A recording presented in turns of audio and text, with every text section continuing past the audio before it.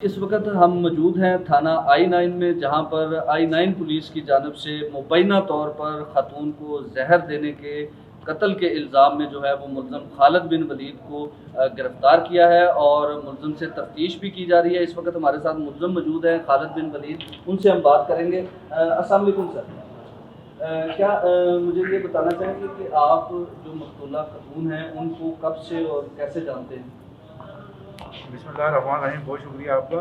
तकरीबन मैं उनको पिछले 1.5 साल से जानता हूँ और इस सिलसिले में जो है हमारी तकरीबन जो पहला जो इंटरेक्शन हुआ था वो उन्होंने मुझे फेसबुक पे रिक्वेस्ट भेजी थी कि आप भी मेरे इलाके के, तो मैं आपसे बात करना चाहता हूँ।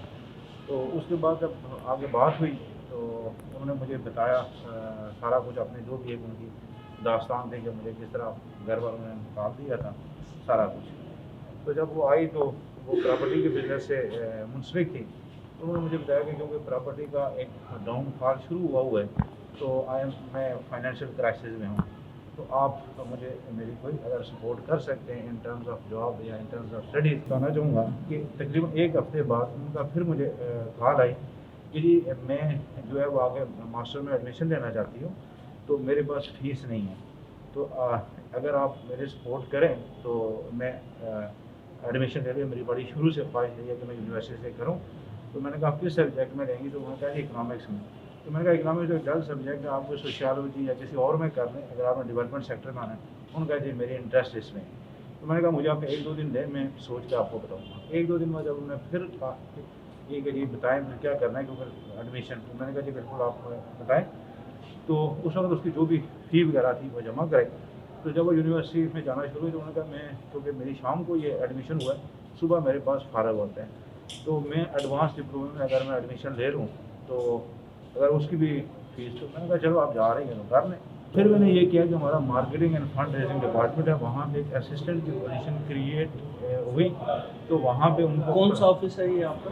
पाकिस्तान रेड क्रिसेंट, ठीक ठीक। तो वहाँ पे उनको as a assistant marketing and fund raising hire कर सर दिया। मेरा आपसे एक छोटा सा ये भी सवाल है, जिस दिन ये वाक़या पेश आया आपको कैसे इत्तला मिली? अच्छा, मैं जो है अब मेरे साथ ऑफिस में 2 मेरे कुलीग बैठे हुए थे, हम किसी चीज़ पे डिस्कशन कर रहे थे। तो मैं उठ के मैंने कहा मैं नमाज़ पढ़ लूँ, तो मैं वज़ू कर रहा था तो मेरे नंबर पे कॉल आई। तो जो हमारे जो मीडिया डिपार्टमेंट के जो हेड है उससे मैंने कहा यार चेक करो किसकी कॉल है। तो उसने जब कॉल उठाई और उसने वो किया तो वो एकदम, मैं क्यों वॉशरूम में वज़ू कर रहा था कि सर ये तो मैडम कायनात, इनकी तबीयत बहुत ख़राब लग रही है। तो कॉल किसकी थी सर? मैं उनकी खुद थी। अच्छा, उनकी खुद उन्हीं के कॉल नंबर से कॉल थी, ठीक ऑफिशियल नंबर से। ठीक। तो जब मैंने कॉल की तो मैंने कहा कायनात क्या हुआ है, तो शी वाज स्क्रीमिंग के मैं मरने लगी, वो मरने लगी, मैं इस तरह ना। आपको कुछ बताया उन्होंने कि क्या हुआ है? हाँ, मैंने कहा क्या हुआ है, तो उन्होंने कहा जी मैंने पिल्स ली हैं। जब उन्होंने ये कहा तो आपने रीज़न पूछी होगी? नहीं, ये तो हम भागे ना उसके ऑफिस की तरफ से, ठीक। तो मेरे और उसके ऑफिस में तकरीबन 200 मीटर का तो डिस्टेंस है। रैश कहाँ पे थी उनकी? उनकी ये I9 ओरिएंटल हॉस्टल है यहाँ पे। तो आपको फिर यहाँ से फिर आप नहीं, वो ऑफिस में ही थी। अच्छा, वो ऑफिस में ऑफिस में ऑफिस में ऑफिस में ये तकरीबन वो 5:30 हॉस्पिटल आप लेके गए थे? जी पौने से। कोई और भी था साहब? वही मैं बता रहा हूँ, हम तीनों बंदे रश किए उसके ऑफिस की तरफ, जिसकी CCTV मौजूद है। साथ ही हमने जो हमारा एम्बुलेंस डिपार्टमेंट है उसको भी फ़ोन कर दिया।